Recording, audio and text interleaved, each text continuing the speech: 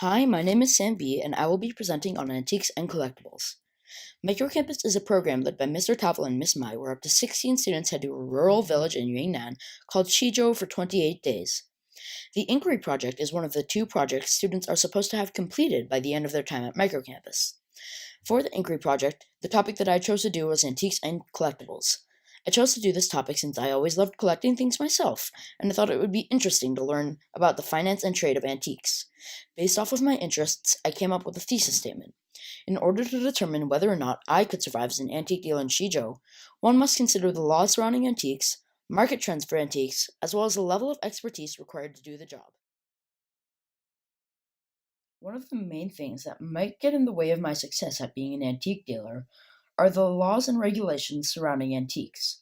Since so many laws worldwide about antiques exist, I am going to be focusing in on the laws that are specific to China. Thankfully, the Chinese government would never force me to give up my antiques, as Mr. Linden told me. What this means is that even if the Chinese government really wants their hands on one piece, they will not take it from me without my agreeing to it. This does not mean that they will not offer small amounts of money to buy it from me, or that they will ask once and then stop asking, but it does mean that if I want to keep an antique, I can, which I thought was surprising. On the flip side, there are cultural relics to watch out for. As an antique dealer, when I first start, I will need to be careful of cultural relics. Cultural relics are a type of antique that the government deems representative of China's culture. While these types of pieces may be some of the rarest, oldest, and prettiest antiques, as a beginner seller, I will have trouble dealing with the laws surrounding these antiques. Mr. Du said that these antiques cannot be bought or sold to normal people. The only way one would be able to make profit off of this type of antique is if the government buys it from you. The problem with the government buying those pieces is that they would not pay nearly as much as one would hope for them, making them near impossible to make profit off of, which came to me as unusual, since I thought the Chinese government would be willing to pay high prices for things that they want. If I was an antique dealer, I would also have to watch out for sudden changes in the antique market.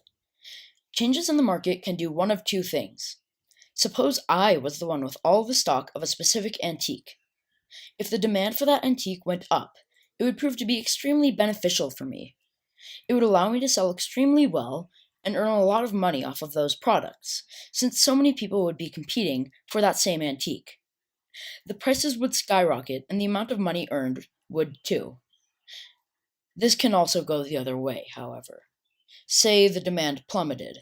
I would earn no money since no one would be interested in buying my things, which would definitely impact my ability to survive as an antique dealer. Thankfully, however, there have not been that many changes in the market over the years. The one change that might have occurred is that now everyone can buy antiques. In previous years, only the rich could afford to buy antiques, making it harder to sell. But now all people, regardless of their financial situations, are able to buy antiques, as both Mr. Ju and Lao Mao said. It surprised me that this was the only major change in the antique market, but it also made sense, since the antique market is fairly fragile. I would be able to sell more things now compared to recent years, which would benefit me a lot because of this change. Due to the relatively stable market in the past, I expect that in the future there will be no sudden changes in the market.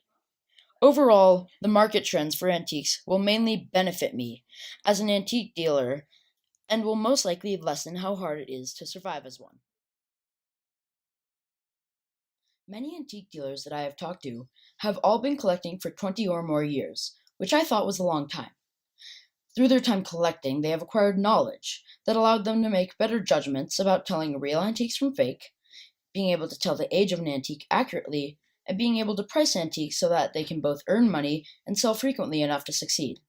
Many of the other antique dealers that I met, however, did not know too much about what they were selling, which means that I do not necessarily need to know a lot about antiques in order to succeed. Ultimately, my goal as an antique dealer is to sell well enough that I constantly have enough money to live on. Extra money will not buy me happiness. However, having some money to spend on things that I want rather than need will lead to joy. To do this, I need to be able to buy and sell well. This means that when I'm buying, I think of how many people will want to buy this later on in the future. I also need to be able to make a profit off of these, which involves selling them. Many dealers sell cheaper than the market, which draws more people in. I also have to know myself if the price that I am selling an antique for is appropriate. This involves telling the age as well as the legitimacy of an antique.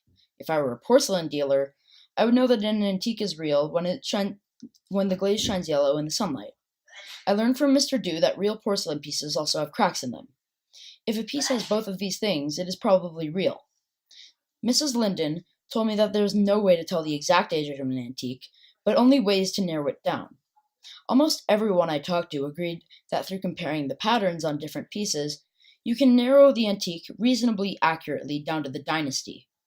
Mrs. Linden also told me that, in addition to this, there are many experts that study antiques.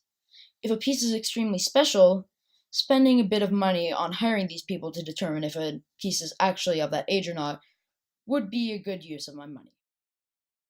All in all, based off of the laws surrounding antiques, the past, present, and predicted future market trends, as well as the expertise required to do the job, I would be able to survive as an antique dealer in Shizhou.